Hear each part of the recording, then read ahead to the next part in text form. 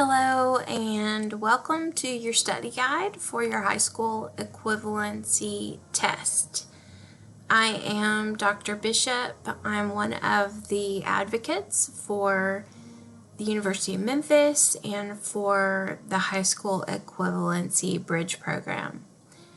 This course is designed for you to work through on your own. It is a study guide and it is self-paced. I just wanted to show you the best way to navigate through the course, and it's very easy. When you are here on the home page, you will click on the Content tab, which will take you to the table of contents. From there, you always want to start at the top of the list. So today you would start with Module 0, which is going to be an introduction to the GED mathematical reasoning test. You click on each item in order.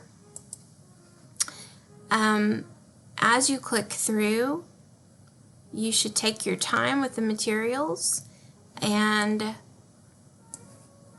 you can use these navigation arrows to move to the next material.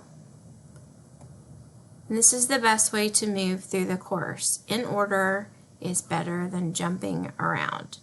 I would like to show you one thing, and that is when you click through the course,